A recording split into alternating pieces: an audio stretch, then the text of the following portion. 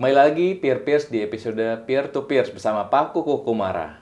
Pak Kuku, sebelumnya kita sudah membahas kondisi keterkini ya dari industri otomotif dan juga landscape industri otomotif. Selanjutnya kita mungkin akan sedikit membahas bagaimana kita akan lebih membahas lagi terkait dengan outlook-nya Pak ya. Outlook-nya dari industri otomotif di tahun 2026 ini dan juga ke depannya mungkin. Dan mungkin saya sedikit ingin menanyakan kemarin Kemenperin juga sudah menyebutkan Pak, sebenarnya akan ada skema insentif baru yang lebih detail ya, dan ini dikaitkan dengan TKDN dan juga emisi. Tapi hingga saat ini belum ada kepastian dari pemerintah. Insentif seperti apa sih sebenarnya yang paling dibutuhkan industri di tahun 2026 ke depannya, dan juga apakah memang fokus ke kendaraan listrik saja atau memang perlu ada stimulus juga untuk mobil konvensional pada umumnya? Jadi kalau melihat secara keseluruhan harusnya itu insentifnya menyeluruh. Ya. Jadi jangan berat sebelah. Ya. Ya sekarang lagi happening, orang tertarik dengan mobil listrik. Tapi kembali lagi saya sudah katakan mobil listrik perlu waktu untuk sampai kemudian seluruh masyarakat bisa memahami dan mau menerima. Nah, padahal sebetulnya ada peta jalannya bahwa kita menuju net zero emission tahun 2060. Dan itu secara global pun memang juga ke sana. Tapi bukan berarti kemudian conventional vehicles itu digantikan sepenuhnya oleh electric vehicle. Tentunya ada proses dan sebetulnya juga bisa kendaraan-kendaraan konvensional itu dikembangkan menjadi kendaraan-kendaraan yang rendah emisi dan menggunakan bahan bakar yang renewable ya, baru terbarukan. Dan itu bisa dilakukan. Nah, proses menuju ke sana ini kan bukan hanya sekedar teknologi. Jadi masyarakat pun perlu dilibatkan masalah mereka siap menerima teknologi baru atau menggunakan teknologi yang ada namun tetap dengan menuju net zero emission tadi dengan kondisi yang lebih baik. Ya, ya. Dan kalau kita bicara tadi Pak berkaitan dengan stimulus ya kepada kendaraan bensin secara keseluruhan. Namun kalau kita lihat juga kita mungkin kaitkan dengan konteks saat ini yang juga sedang mengemuka Pak terkait dengan tensi di Timur Tengah Pak ya. Yang seperti kita ketahui bersama juga bahwa harga minyak mentah juga sedang meningkat nih Pak. Nah, bagaimana nanti implikasi ataupun dampaknya Pak ya kepada industri otomotif, karena tentunya ini kan cukup berdampak langsung ya. Artinya pada saat harga minyaknya naik, lalu tentunya tentunya pemerintah juga akan mengimpor BBM juga lebih mahal ya kan Pak. Ditambah lagi juga di saat bersamaan rupiah kita juga ikut melemah Pak ya. Nah, kira-kira bagaimana langkah-langkah ataupun mungkin dari sisi skenario seperti apa yang mungkin dipersiapkan oleh dari Gaikindo sendiri untuk memitigasi tadi kalau skenario sekiranya harga minyak mentahnya naik terus Pak? Jadi menarik ya, alternatifnya sudah ada, teknologinya juga ada. Tadi electric vehicle salah satunya ya. Kemudian in between diantaranya itu kan ada. Tadi kita bicara mengenai hybrid. Itu kan berarti penghematan bahan bakarnya juga sampai mungkin cukup signifikan lah. Kemudian muncul lagi PHEV. Itu juga menghemat. Di sisi lain, konvensional pun juga bisa menggunakan bahan bakar yang dicampur. Jadi menggunakan bahan bakar baru terbarukan dengan menggunakan bioetanol maupun biodiesel. Nah, perlu menjadi catatan tersendiri, biodiesel kita ini yang paling tinggi di dunia campurannya. Kita sedang mengarah ke menjadi B50, walaupun in reality kita yang sudah dilakukan adalah B35. Dengan begitu kan berarti juga penghematan penggunaan bahan bakar minyak ya, minyak buminya bisa dilakukan. Nah, Pak Kuku, selain itu memang kalau kita lihat kan tadi pangsa pasar dari mobil listrik kan memang sudah mengalami peningkatan Pak. Dan penjual mobil listrik kan juga sudah, tapi memang penjual mobil listrik untuk mobil niaga ataupun kendaraan niaga ini belum mengalami tren yang serupa. Ya. Kira-kira faktor apa sih Pak sebenarnya yang Bapak lihat juga di Gaikindo yang menjadi hambatan adopsi dari teknologi mobil listrik ataupun listrik ini terhadap kendaraan niaga di Indonesia? Jadi memang ada proses untuk adaptasinya terhadap teknologi baru, terutama misalnya kendaraan niaga. Kendaraan niaga ini bermacam-macam, bervariasi dari yang kecil sampai yang besar.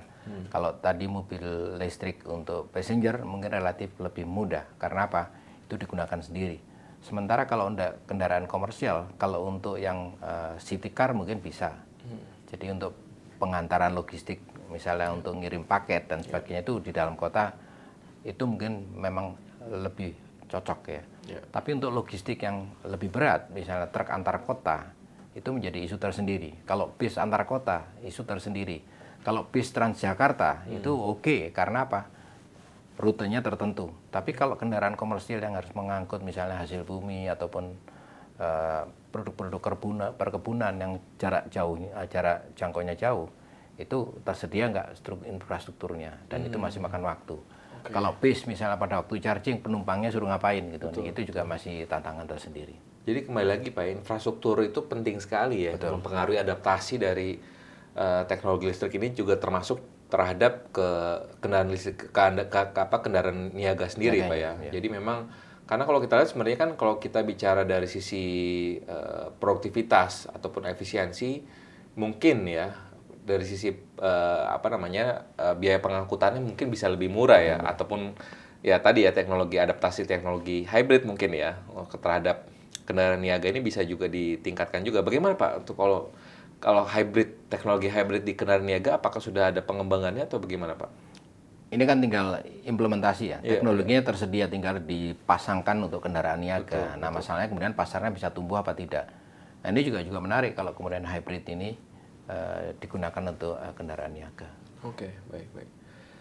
Dan Pak Kuku sebagai di Gaikindo, apabila diminta tadi menyusun 3 prioritas Pak, ya 3 prioritas utama untuk merealisasikan Indonesia sebagai EV hub regional, kira-kira apa menurut Pak Kuku yang mesti diprioritaskan oleh pemerintah?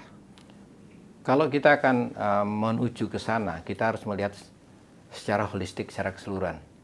Jangan hanya kemudian memproduksi saja, tapi kita harus punya latar belakang yang cukup kuat. Salah satunya adalah penelitian, research and development itu harus di sini. Kalau kita punya nikel, harusnya juga kita kembangkan di sini, bukan kemudian kita datangkan. Contohnya kita punya nikel, tapi yang banyak sekarang digunakan untuk kendaraan-kendaraan listrik yang sedang beredar itu justru yang litium. Karena itu yang dikembangkan oleh prinsipalnya. Nah, kalau kita punya R&D sendiri yang di sini, yang independen, memang itu mahal, tapi kita bisa kembangkan yang sesuai dengan kondisi di Indonesia. Jadi itu penting.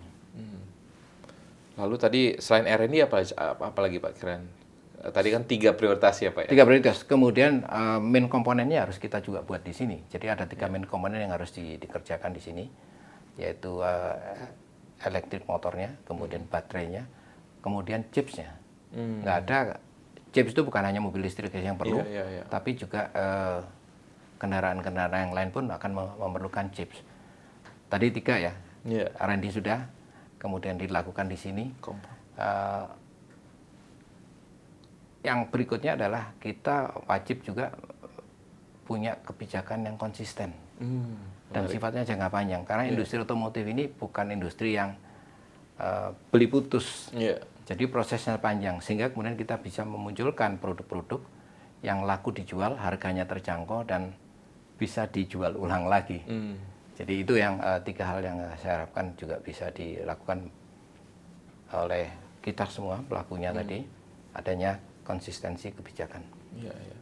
Soalnya kalau kita bicara mobil listrik Pak, dengan masuknya beberapa pemain baru, APM dari luar negeri ya, dari China, lalu juga dari Tiongkok, mungkin beberapa negara di Asia Tenggara lainnya, ini kan sebenarnya juga mendatangkan investasi juga Pak. Betul. Nah, bagaimana trade-off-nya Pak? Kalau kita lihat kan tadi di satu sisi tadi mungkin persaingan di otomotif pasti makin ketat Pak ya. Tapi di sisi lainnya justru pemerintah kan juga saat ini juga di saat bersamaan juga ingin mendatangkan investasi Pak, yang pada akhirnya juga mendorong tadi agar tadi ada penciptaan lapangan pekerjaan gitu ya. Nah, kira-kira bagaimana pandangan Gaikindo sendiri? Apakah justru dengan masuknya ataupun datangnya pemain-pemain baru di industri EV ini, apakah ini menjadi suatu tantangan yang cukup berat ya buat industri otomotif ataupun yang pemain-pemain yang lamanya, atau justru sebenarnya ini it's a good thing ya, artinya untuk kemajuan industri otomotif kita ke depannya? Pertama saya harus melihatnya secara positif ya. It is a good thing. Pemainnya baru banyak datang, silakan. Karena apa? Indonesia ini adalah pasar terbesar otomotif di ASEAN Ya. dengan penduduk 280 juta, tapi rasio kepemilikan mobilnya masih relatif rendah. Masih rendah. Masih 99 mobil per 1000 penduduk. Sementara Malaysia yang penduduknya 34 juta, rasionya udah 490 Betul. per 1000 penduduk. Thailand udah 270. Kita masih ketinggalan. Betul. Sehingga kalau tadi Pak Joshua mengatakan, gimana dengan pendatang baru, silakan. Kompetisinya jadi menarik kan. Betul. Masyarakat sebagai konsumen punya pilihan. Banyak pilihan juga, Nah, Pak, ya? kemudian akan bersaing nanti. Siapa yang kuat dia akan survive lah ya. Tapi juga kita juga makanya saya katakan tadi kebijakan yang konsisten dan fair. Maka pemain lama yang sudah lama juga berinvestasi di sini juga diberi kesempatan untuk tumbuh juga. Karena proses untuk menciptakan industri kendaraan bermotor itu bukan hanya sekedar bikin pabrik, tapi proses itu juga panjang. Kalau kita kembali di Indonesia, kendaraan komersial itu ditumbuh kembangkan di Indonesia sekitar 60 tahun yang lalu dan berkembang bersama masyarakat Indonesia. Betul. Nah, kemudian dari kendaraan komersil dikonversikan menjadi kendaraan penumpang dan itu yang banyak diminati masyarakat kita dengan adanya MPV tadi. Betul. Menarik Pak ya, kalau tadi kita lihat kan sebenarnya ya yang mungkin perlu diwaspadai juga dengan banyak masuknya tadi pemain baru di industri otomotif kan juga dikhawatirkan juga akan ada adanya pemain yang tidak mampu bertahan tadi ya. Tadi Pak Kuk juga sampaikan apa yang perlu mungkin dilakukan ya untuk bisa agar tadi sustainability ya dari industri ini bisa tetap terjadi gitu Pak ya, agar jangan sampai ya ini bersifat temporary saja gitu ya.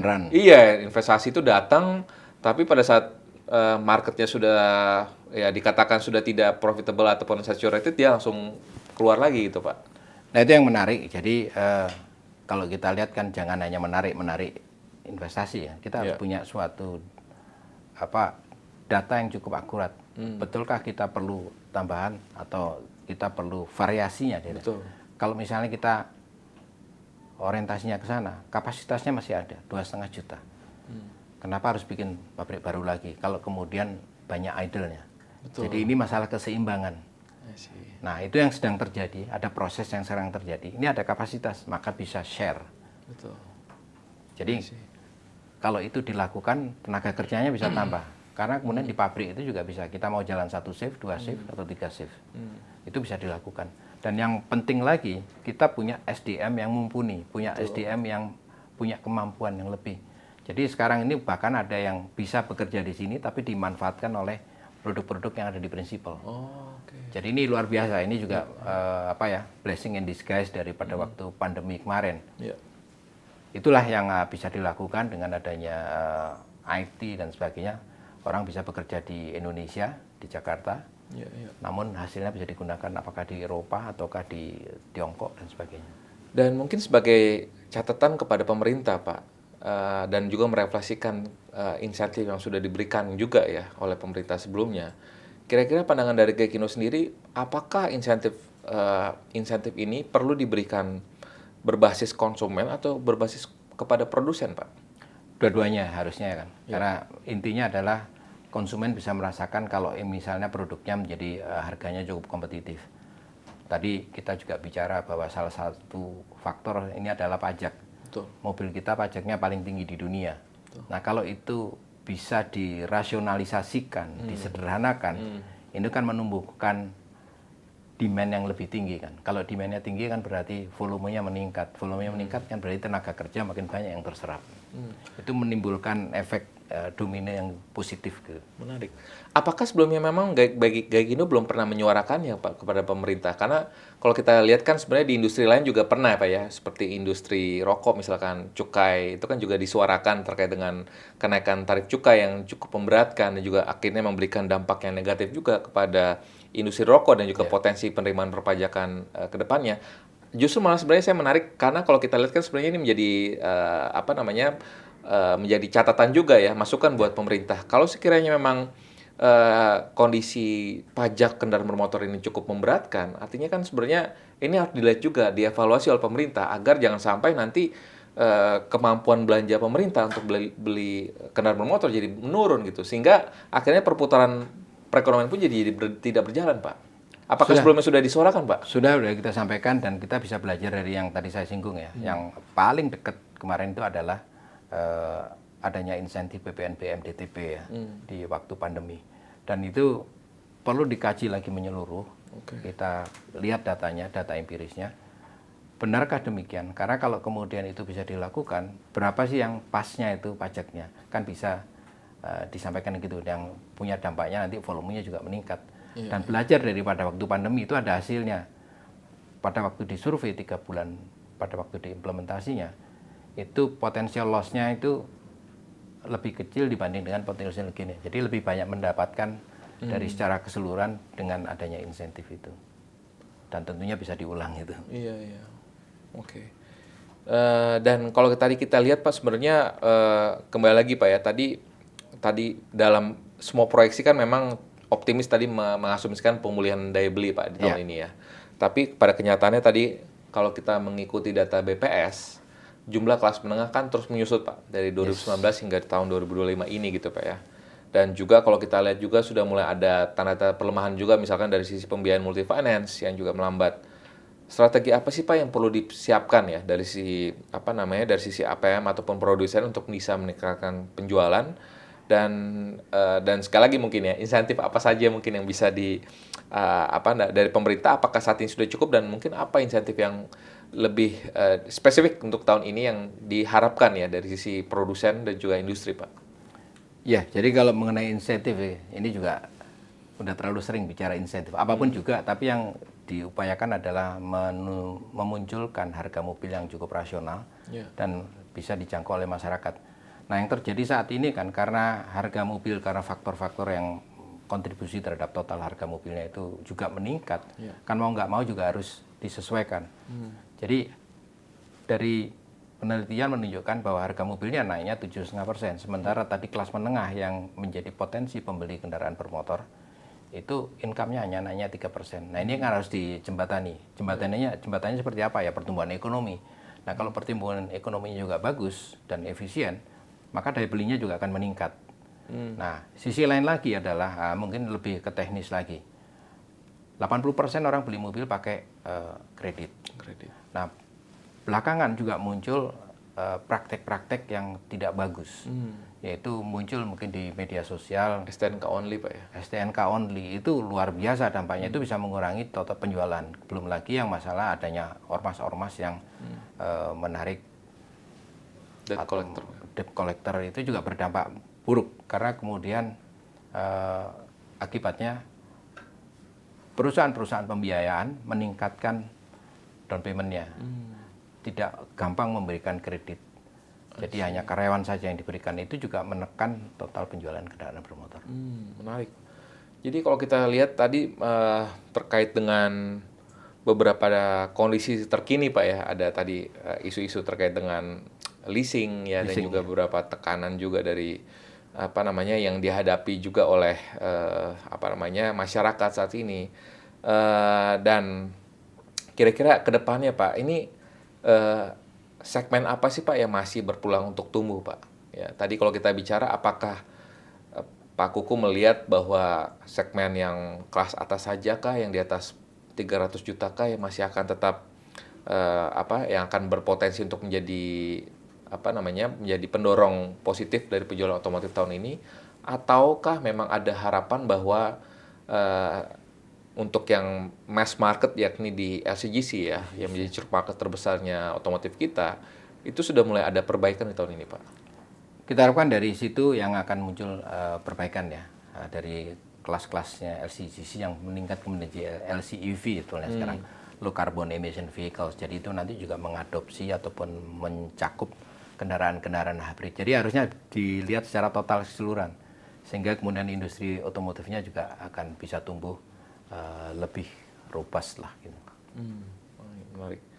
Dan kalau kita lihat kan dalam beberapa tahun terakhir ini kan memang sudah banyak ya Pak. Tadi kita sudah menyinggung pemain-pemain baru ya di industri otomotif dengan kondisi pasar yang tadi yang lagi sedang tertekan Pak ya. Dan apakah tadi mungkin ini sedikit tadi mengkonfirmasi saja sebenarnya, apakah ini akan menjadi red ocean ya buat para pelaku industri tersebut atau di industri tersebut, atau sebenarnya ini memperluas tadi ya pasar dengan banyak pilihan harga tadi sebenarnya.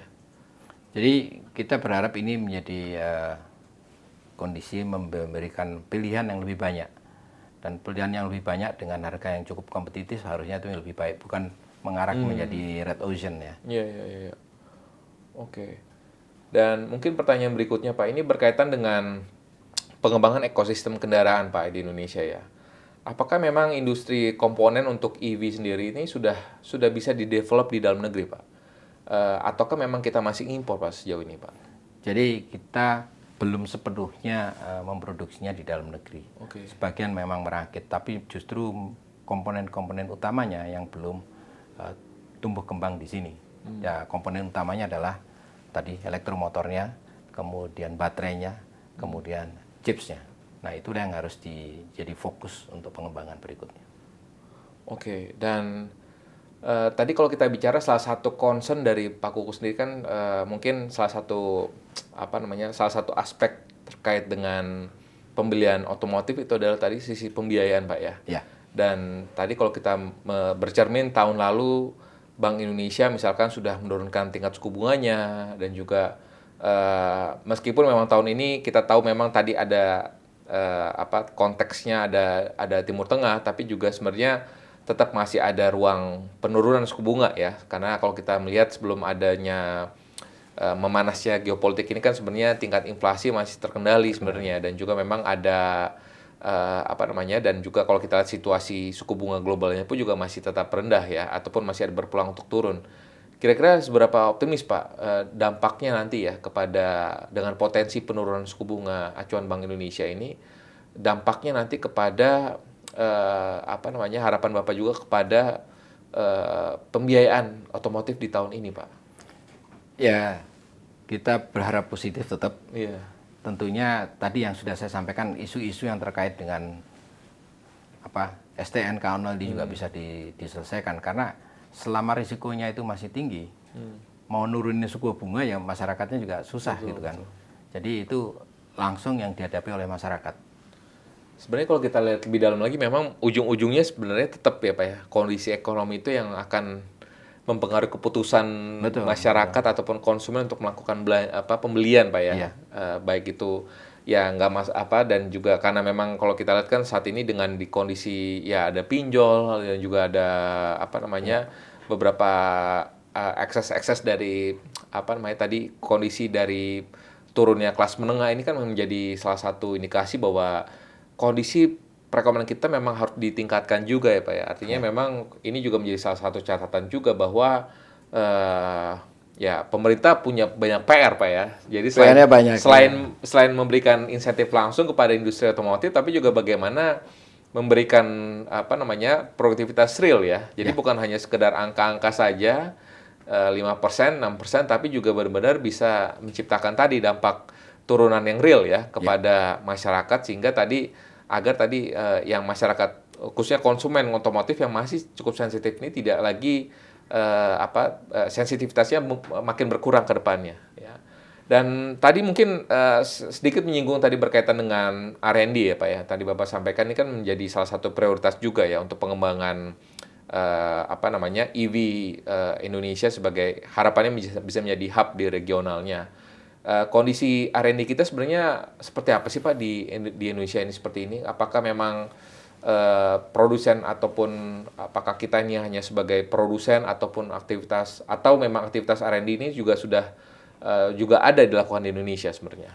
R&D sudah dilakukan oleh beberapa anggota Gaikindo, walaupun itu mungkin masih banyak terbatas di Asia, artinya itu kondisi luar ya, belum teknologinya sendiri. Dan itu memang perlu proses yang panjang, dan kembali lagi masalah kebijakan yang konsisten. Apakah kita memang mau mengembangkan itu atau tidak gitu kan? Atau kita hanya sekedar memproduksi kendaraannya saja. Nah, kalau lihat dari potensinya harusnya kita juga mulai mengarah ke sana dengan kerjasama, mungkin bisa disinggung perguruan tinggi, pemerintah, dan juga para pelaku industri melakukan sebuah kerjasama yang Pentahelix Pak ya? Nah, Pentahelix betul. Ya. Itu harusnya bisa dilakukan di sini. Dan kalau itu ada, itu mungkin akan tumbuh lebih cepat lagi. Sekali lagi kita juga bisa belajar dari Tiongkok ya. Tiongkok itu tahun 2000 mungkin belum sebanyak seperti sekarang. Betul. Padahal Indonesia sudah memulai lebih dulu. Betul. Cuman bedanya di sana mereka mengembangkan R&D-nya dengan cepat dan itu bisa mendukung industrinya. Kenapa enggak kita copy paste lah Betul. dari apa yang sudah dilakukan, kan udah terbukti seperti itu. Oke. Ya, kita sudah mendengar Pak ada teknologi baru yang berkembang pesat di luar Pak ya. Selain tadi hybrid dan juga EV, ada juga perkembangan teknologi lainnya yang juga ramah lingkungan. Ya. Prospeknya bagaimana Pak untuk adanya pengembangan di Indonesia? Pengembangan apa yang dimaksud? Kalau kita lihat kan sebenarnya pengembangan teknologi lainnya seperti hidrogen ya, hydrogen fuel itu ini juga salah satu yang juga sudah banyak pengembangannya di luar negeri Pak. Bagaimana Pak kira-kira untuk adanya di pengembangannya di dalam negeri sendiri? Ya, ini sedang diupayakan tuh di Indonesia, tapi kita juga perlu hati-hati karena kemudian masih mahal ya. Kita pengen belum ada contohnya ya yang berhasil mengembangkan hidrogen secara massal. Ya. Karena berbagai faktor tekniknya ya. Nah, kalau itu mau dikembangkan nggak ada salahnya. Namun kita juga harus hati-hati. Yang sekarang ada kita harus juga bisa kembangkan. Kalau ada alternatif, sebaiknya kita juga bisa mengikutnya juga. Baik, baik. Oke Pak, ini pertanyaan pamungkas Pak ya. Ya. Bicara terkait dengan tadi soal outlook. Di episode sebelumnya tadi Pak Kuku sudah bercerita bahwa ekspor itu tadi bergantung pada prinsipal ya. Ya. Dan namun secara keseluruhan apakah bisa ekspor ini apakah ekspor ini bisa menjadi strategi akselerasi industri otomotif ke depannya ya? Apakah dan faktor pendukung apa yang memang dibutuhkan untuk industri otomotif tadi untuk bisa meningkatkan ekspor ke depannya? Jadi kembali lagi kita itu lebih banyak di porsinya prinsipal untuk memanfaatkan itu ya. Namun yang menjadi kuncinya kalau mau dikembangkan adalah menjadikan Indonesia sebagai basis produksi. Nah, kalau kemudian standar-standar yang ada itu sifatnya universal, mobil di Indonesia bisa digunakan juga misalnya di negara-negara lain dengan standar yang kurang lebih sama, nggak terlalu banyak melakukan modifikasi. Sebagai contoh misalnya yang paling gampang bisa dilihat, Indonesia sekarang masih menggunakan standar emisi Euro 4. Tapi negara lain udah 5 ataupun 6. Kalau kemudian kita juga menerapkan Euro 6 atau Euro 5 lah mungkin tahapannya, maka itu memudahkan mereka untuk mengekspornya. Mereka memproduksi di Indonesia juga bisa dipakai di negara-negara lain tanpa ada spesifikasi yang sedikit berbeda. Nah, itulah kuncinya kebijakannya seperti apa. Nah, kalau kita bisa lakukan itu, kita akan lebih gampang untuk mengekspornya. Baik, Pak Koko sudah tidak terasa ya. Diskusi kita sudah berjalan sangat cepat dan karena memang diskusinya sangat seru sekali Bapak peer-peers dan juga sekali lagi Pak Koko terima kasih atas kesediaannya untuk sharing dan juga mampir ke podcast kami dan juga berbagi pengetahuan yang semuanya isinya daging ya peer-peers dan juga tentunya sangat bermanfaat untuk penonton peer-to-peer semuanya. Sukses untuk Bapak ke depannya dan juga terima kasih juga kepada Bapak dan peer-peers yang sudah mengikuti episode kali ini di peer-to-peers. Semoga sharing dari Pak Kukuh saat ini bermanfaat dan juga sampai jumpa di peer-to-peers selanjutnya.